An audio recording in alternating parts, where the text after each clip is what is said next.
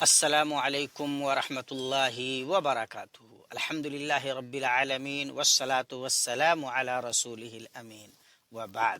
حرمین شریفین کے براہ راست نشریات میں آپ کا خیر مقدم ہے۔ اس میں ہم آپ کے سامنے رمضان کے تعلق سے پروگرام پیش کریں گے۔ آج کا موضوع ہے صدقہ فطر۔ ماہ رمضان کے خاتمے اور عید الفطر کا چاند نظر آنے کے بعد مسلمانوں پر صدقہ فطر فرض ہے۔ فطر کا معنی ہے کسی چیز کو کھولنا، روزہ افطار کرنا۔ چونکہ یہ صدقہ رمضان کا روزہ افطار کرنے کے بعد ادا کیا جاتا ہے، اسی لیے اسے صدقہ فطر کہتے ہیں۔ ذہن میں یہ بات آتی ہے کہ اس کا حکم کیا ہے۔ متعدد صریح و صحیح احادیث سے معلوم ہوتا ہے کہ صدقہ فطر واجب ہے۔ حضرت عبداللہ ابن عمر رضی اللہ عنہما سے روایت ہے کہ فرض رسول اللہ صلی اللہ علیہ وسلم زکاة الفطر ساعا من تمر او ساعا من شعیر علی العبد والحر والذکر والانثى والصغیر والکبیر من المسلمین وامر بها ان تؤدى قبل خروج النساء الى الصلاة۔ صحیح بخاری اور مسلم کی روایت ہے۔ اللہ کے رسول صلی اللہ علیہ وسلم نے صدقہ فطر فرض قرار دیا ہے، ایک سا جو یا کھجور کا، جو ہر آزاد غلام، مرد، عورت اور چھوٹے بڑے مسلمان پر واجب ہے، اور حکم دیا کہ لوگوں کی نماز عید کے لیے نکلنے سے قبل ادا کر دیا جائے۔ جمہور علماء کی رائے یہی ہے، بلکہ امام ابن المنذر نے اس پر علماء کا اجماع نقل کیا ہے۔ وجوب کی حکمت کیا ہے؟ حضرت عبداللہ ابن عباس رضی اللہ عنہما سے روایت ہے، فرض رسول اللہ صلی اللہ علیہ وسلم زکاة الفطر طہرة للصیام من اللغو والرفث وطعمة للمساکین من اداها قبل الصلاة فهي زکاة مقبولہ ومن اداها بعد الصلاة فهي صدقة من الصدقات۔ یہ سنن ابو داؤد اور سنن ابن ماجہ کی روایت ہے۔ اللہ کے رسول صلی اللہ علیہ وسلم نے صدقہ فطر کو فرض قرار دیا تاکہ روزے کے لیے لغو اور بیہودہ باتوں اور کاموں سے پاکیزگی ہو اور مسکینوں کا کھانا ہو۔ لہٰذا جس نے نماز عید سے پہلے ادا کر دیا تو اس کی زکوٰۃ مقبول ہوئی، اور جس نے نماز کے بعد ادا کیا تو یہ عام صدقات میں شمار ہوگی۔ اس حدیث میں صدقہ فطر کی فرضیت کی دو بڑی اہم حکمتیں بیان ہوئی ہیں۔ روزہ اور روزہ دار کی تطہیر۔ یہ کوئی نہیں کہہ سکتا کہ اس نے ایسا روزہ رکھا ہے جیسا اس سے مطلوب تھا۔ بعض اوقات مسلمان کھانے پینے کا روزہ تو رکھ لیتا ہے، لیکن نظر و زبان کی جس طرح حفاظت کرنی چاہیے وہ اس طرح نہیں کر پاتا۔ بہت سارے آداب میں اس سے کوتاہی ہو جاتی ہے، لہٰذا اس کی تلافی کے لیے اللہ تعالیٰ نے رمضان المبارک کے اختتام پر صدقہ فطر کو واجب قرار دیا ہے۔ مسکینوں کا کھانا۔ عید تمام مسلمانوں کی خوشی کا دن ہے، لیکن کچھ خاص لوگ اپنی مادی مجبوری کی وجہ سے اس عام ملی تہوار میں شریک نہیں ہو سکتے، لہٰذا اصحاب استطاعت پر یہ صدقہ فرض کیا گیا تاکہ اس صدقے کے ذریعے محتاج لوگوں سے تعاون کر کے انہیں اس لائق بنا دیا جائے کہ وہ اس خوشی کے موقع پر مسلمانوں کے ساتھ عید کی مسرتوں میں شریک ہو جائیں۔ ساتھ ہی صدقہ فطر کی ایک حکمت یہ بھی ہو سکتی ہے کہ یہ صدقہ اللہ تعالیٰ کی اس عظیم نعمت کا شکریہ ہے جو اس نے رمضان کا روزہ رکھنے، اس میں قیام کرنے اور دیگر عبادات بجا لانے کی توفیق بخشی، کیونکہ اللہ تبارک و تعالیٰ کی توفیق کے بغیر کچھ بھی ممکن نہیں۔ صدقۃ الفطر کے واجب ہونے کی شرطیں کیا ہیں؟ علماء نے متعدد شرطیں ذکر کی ہیں۔ نمبر 1 یہ ہے کہ وہ مسلمان ہو، چنانچہ کافر یا کافر کی طرف سے فطرانہ ادا نہ کیا جائے گا، لہٰذا اگر کسی کی زیر کفالت کوئی کافر ہے یا اس کا غلام کافر ہے تو اس کا زکوٰۃ فطر نہیں، اس پر زکوٰۃ فطر نہیں۔ اسی طرح اس کا آزاد ہونا ضروری ہے، لہٰذا یہ بات یاد رکھنے کی ہے کہ غلام نہ اپنا مالک ہوتا ہے اور نہ اپنے ہی مال کا، لہٰذا اس پر بھی زکوٰۃ فطر کی ادائیگی واجب نہیں، البتہ اس کے مالک پر اس کی طرف سے صدقہ فطر ادا کرنا واجب ہوگا۔ استطاعت ضروری ہے۔ استطاعت سے مراد یہ ہے کہ اس کے پاس صدقہ فطر ادا کرنے کے لیے مال بھی موجود ہو۔ یہ کوئی ضروری نہیں کہ وہ صاحب نصاب بھی ہو، بلکہ جس مسلمان کے پاس عید کے دن کے خرچ سے زیادہ مال موجود ہوگا اس پر زکوٰۃ الفطر واجب ہوگی۔ صدقہ فطر کس پر واجب ہے؟ معلوم ہوا کہ صدقہ فطر ہر اس آزاد مسلمان پر واجب ہے جو عید کے دن اپنے اور اہل و عیال کے خرچ سے زیادہ کا مالک ہو، اس پر حسب استطاعت اپنی طرف سے واجب ہے، اور اپنے زیر کفالت ہر چھوٹے بڑے آزاد غلام مسلمان کی طرف سے بھی واجب ہے۔ ابتدا میں حضرت عبداللہ ابن عمر کی حدیث گزر چکی ہے جو اس بارے میں بالکل صریح ہے۔ نیز ایک اور حدیث میں ہے، امر رسول اللہ صلی اللہ علیہ وسلم بصدقۃ الفطر عن الصغیر والکبیر والحر والعبد، اور یہ سنن دارقطنی کی روایت ہے، رسول اللہ صلی اللہ علیہ وسلم نے ہر چھوٹے بڑے آزاد و غلام جو زیر کفالت ہوں ان کی طرف سے صدقہ فطر نکالنے کا حکم دیا۔ اس کا واجب جو ہے، یہ اس کے واجب ہونے کا وجوب کا وقت کیا ہے؟ صدقہ فطر کے وجوب کا وقت عید الفطر کے چاند کا دکھائی دینا ہے، لہذا ہر وہ مسلمان جو شوال کے ہلال نو کے ظہور کے وقت بقید حیات ہے اس کی طرف سے زکوٰۃ فطر نکالنا واجب ہوگا۔ زکوٰۃ فطر کے وجوب کے لیے روزہ رکھنا شرط نہیں ہے، چنانچہ اگر کسی کے ہاں ایک بچے کی پیدائش رمضان المبارک کا مہینہ ختم ہونے سے چند لمحے پہلے ہو رہی ہے تو اس کی طرف سے صدقہ فطر دیا جائے گا۔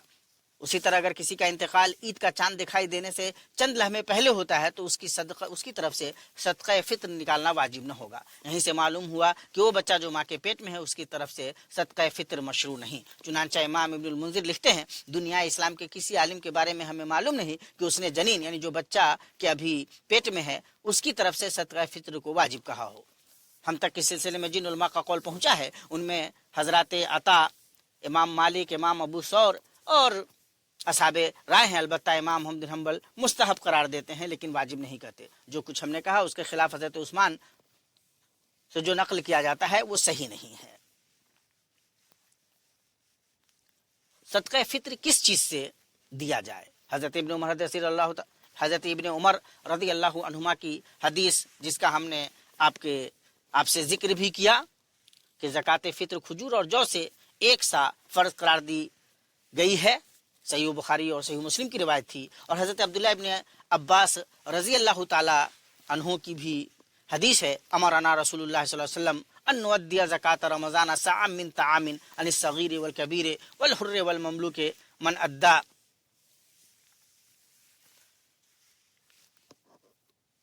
قبل منه واحسبه قال ومن ادى دقيقا قبل منه ومن ادى سويقا قبل منه۔ یہ صحیح ابن خزیمہ، مسند بزار وغیرہ کی روایت ہے۔ رسول اللہ صلی اللہ علیہ وسلم نے ہمیں حکم دیا کہ ہم رمضان کی زکوٰۃ کھانے کی چیز سے ہر چھوٹے بڑے اور آزاد و غلام کی طرف سے ایک سا نکالیں، تو جس نے جو دیا تو اس سے قبول کیا جائے گا، اور میرا گمان ہے کہ آپ نے یہ بھی فرمایا کہ جس نے آٹا دیا اس سے قبول کیا جائے گا، اور جس نے ستو دیا اس کا بھی قبول کیا جائے گا۔ نیز حضرت ابو سعید خدری رضی اللہ تعالیٰ عنہ کا بیان ہے کہ نبی کریم صلی اللہ علیہ وسلم کے زمانے میں ہم لوگ صدقہ فطر کھانے کی چیزوں سے نکالا کرتے تھے، اور ہمارا کھانا جو، منقع، پنیر اور کھجور جیسے چیزیں تھیں۔ یہ صحیح بخاری اور صحیح مسلم کی روایت ہے۔ ان تینوں حدیثوں سے معلوم ہوا کہ صدقہ فطر اشیاء خوردنی یعنی کھانے پینے کی چیزوں سے فرض ہے۔ بعض وہ چیزیں جو عہد نبی میں بطور غذا کے مستعمل تھیں ان کا ذکر اس حدیث میں ہے، لہٰذا انہی چیزوں پر اس حلال چیز کو قیاس کیا جائے گا جو کسی معاشرے میں بطور بنیادی غذا کے استعمال ہوتی ہے۔ نبی کریم صلی اللہ علیہ وسلم اور صحابہ کرام رضوان اللہ علیہم اجمعین صدقہ فطر غلہ اور کھانے کی چیزوں سے زیادہ کرتے تھے، کسی نے کبھی بھی قیمت یا نقدی کی طرف رجوع نہیں کیا، لہٰذا اصل یہ ہے کہ صدقہ فطر میں غلہ ہی متعین ہے، نقد کی صورت میں دینا جائز نہ ہوگا۔ جمہور علماء کی یہی رائے ہے۔ نیز ایک چیز یہ بھی قابل غور ہے کہ نبی صلی اللہ علیہ وسلم نے صدقہ فطر کی علت یہ بیان فرمائی ہے کہ لغو و بیہودہ باتوں اور کاموں سے روزہ داروں کے روزوں کی صفائی اور مسکینوں کے لیے کھانا ہے، اور ظاہر بات ہے کہ یہ دونوں امر اسی وقت متحقق ہو سکتے ہیں جب صدقہ فطر غلہ کی شکل میں دیا جائے، کیونکہ جن انسانی کوتاہیوں اور غلطیوں کا کفارہ شریعت میں مسکینوں کو کھانا کھلانے کی شکل میں مقرر ہے، جیسے قسم کا کفارہ، زہار کا کفارہ، رمضان میں جمعہ کا کفارہ اور حج میں فدیہ وغیرہ، ان میں کھانا کھلانا ہی متعین ہے، وہاں نقد کی شکل میں دینا جائز نہ ہوگا۔ اسی طرح حدیث میں وارد لفظ مسکینوں کا کھانا سے بھی یہ مفہوم بالکل واضح ہے، کیونکہ اگر فطرانہ نقد کی صورت میں ادا کیا گیا تو اسے نہ مسکین کا کھانا کہا جائے گا اور نہ ہی عمومی طور پر لوگ اسے کھانے کے لیے استعمال کرتے ہیں، بلکہ بسا اوقات غیر ضروری اشیاء میں، حتیٰ کہ بسا اوقات ناجائز اور مکروہ کاموں میں بھی صرف کرتے ہیں، جیسا کہ امر مشاہدے میں ہے۔ لہٰذا احتیاط اسی میں ہے کہ فطرانہ صرف غلہ اور انہی چیزوں سے دیا جائے جو کسی معاشرے میں لوگوں کی بنیادی غذا ہو، اور نقد کی طرف اسی صورت میں آیا جائے جب غلہ ادا کرنا مشکل ترین کام ہو جائے، جیسا کہ شیخ الحدیث عبید اللہ رحمانی مبارک پوری رحمہ اللہ نے اس کی وضاحت کی ہے اپنی کتاب المیرات کے اندر۔ کس مقدار میں دی جائے؟ زکوٰۃ فطر کی مقدار 1 سا نبوی ہے، جیسا کہ اس سے پہلے کی حدیثوں میں ذکر آیا۔ نیز حضرت ثعلبہ بن سعید رضی اللہ عنہ سے روایت ہے، قام رسول اللہ صلی اللہ علیہ وسلم خطیبا فامر بصدقۃ الفطر صاع من تمر او صاع من شعیر عن کل راس عن الصغیر والکبیر والحر والعبد۔ صحیح ابن خزیمہ ایک بار نبی صلی اللہ علیہ وسلم خطبہ دینے کے لیے کھڑے ہوئے اور حکم دیا کہ ہر چھوٹے بڑے اور آزاد و غلام کی طرف سے 1 سا جو یا کھجور بطور صدقہ فطر ادا کیا جائے۔ لہٰذا اصل یہ ہے کہ فطرانہ ہر چیز سے ایک سا ادا کیا جائے گا۔ جمہور اہل علم کا یہی مسلک ہے۔ البتہ بعض حدیثوں کے پیش نظر جن کی صحت اہل علم کے نزدیک مختلف فی ہے، یہ کہا جا سکتا ہے کہ وقت ضرورت قیمتی و نادر اشیاء سے اگر آدھا سا بھی ادا کیا جائے تو ادا ہو جائے گا، خاص کر تنگی اور مشکل حالات کے پیش نظر۔ شیخ الحدیث عبید اللہ مبارک پوری اور علامہ البانی رحمہم اللہ کا یہی مسلک ہے۔ یہاں دو ضروری باتوں پہ تنبیہ ضروری ہے۔ سا اور مد وزن کے پیمانے نہیں بلکہ ماپ کے پیمانے ہیں۔ البتہ موجودہ وزن کے لحاظ سے ایک سا کی مقدار کتنی ہے اس سلسلے میں اہل علم کا اختلاف ہے۔ بعض اہل علم 2 کلو 40 گرام جیسا کہ ابن عثیمین نے کہا، بعض 2 کلو 100 گرام جیسے عبدالستار حماد کہتے ہیں، اور اکثر اہل علم 3.25 سیر یعنی تقریباً 2.5 کلو بتلاتے ہیں۔ لہٰذا احتیاط اسی میں ہے کہ فطرانہ دیتے وقت سا کا وزن 2.5 کلو مانا جائے۔ نمبر 2، یہ بات سبھی کو معلوم ہے کہ جگہ کے لحاظ سے ماپ تول کے پیمانوں کی مقدار میں اختلاف ہوتا ہے، بین ہی اسی طرح سا کی مقدار میں بھی اختلاف ہے۔ چنانچہ حجازی سا عراقی سا کے مقابلے میں قدرے چھوٹا ہے، جس کی وجہ سے محدثین اور حناف میں یہ اختلاف بھی ہوا کہ فطرانہ اور دیگر کفارات میں کس سا کا اعتبار کیا جائے۔ حناف نے سائے عراقی کو بنیاد بنایا اور محدثین نے سائے حجازی کو اصل مانا، کیونکہ نبی صلی اللہ علیہ وسلم حجاز میں تھے اور آپ کے زمانے میں مدینہ منورہ میں حجازی سا ہی استعمال ہوتا تھا۔ لہٰذا صحیح مسلک یہی ہے کہ فطرانہ وغیرہ کی ادائیگی میں حجازی سا کا اعتبار کیا جائے۔ چنانچہ صحیح بخاری میں حضرت عبداللہ ابن عمر رضی اللہ عنہما نبی صلی اللہ علیہ وسلم کے مد سے زکوٰۃ فطر دیتے تھے۔ نیز آپ صلی اللہ علیہ وسلم نے یہ بھی ارشاد فرمایا، الوزن وزن اہل مکہ والمکیال مکیال اہل المدینہ، زمانے وزن کے پیمانے میں اہل مکہ کے وزن کا اعتبار ہے اور ماپ کے پیمانے میں اہل مدینہ کے پیمانے کا اعتبار ہے۔ صدقہ فطر کب نکالا جائے گا؟ صدقہ فطر عید کا چاند نظر آنے کے بعد واجب ہوتا ہے اور اس کا وقت عید کی نماز تک رہتا ہے۔ البتہ صدقہ فطر کا بہتر وقت عید کی صبح نماز عید کے لیے جانے سے قبل ہے، کیونکہ نبی صلی اللہ علیہ وسلم نے اس کا یہی وقت متعین فرمایا ہے۔ چنانچہ حضرت عبداللہ ابن عمر رضی اللہ عنہما کا بیان ہے کہ رسول اللہ صلی اللہ علیہ وسلم نے ہمیں فطرانہ سے متعلق حکم دیا کہ اسے لوگوں کی نماز عید کی طرف جانے سے پہلے ادا کر دیا جائے، جیسا کہ صحیح بخاری اور مسلم میں آیا ہے۔ ہاں، اگر کوئی مصلحت پیش نظر ہو تو وہ ایک دن پہلے بھی دیا جا سکتا ہے، بلکہ بسا اوقات کچھ پہلے دینا مستحسن ہوگا، خاص طور سے جہاں لوگ اپنا فطرانہ ایک جمع کر کے غریبوں میں تقسیم کرتے ہوں۔ راوی حدیث حضرت عبداللہ ابن عمر رضی اللہ عنہ کا یہی عمل تھا۔ چنانچہ مذکورہ حدیث کے آخر میں ہے، نافع بیان کرتے ہیں کہ حضرت عبداللہ ابن عمر اسے اس سے 1-2 دن پہلے ادا کیا کرتے تھے، اور موطا امام ابن مالک میں ہے کہ ابن عمر اپنا اور اپنے اہل خانہ کا فطرانہ عید سے 2-1 دن قبل صدقہ فطر وصول کرنے والوں کو دے دیا کرتے تھے۔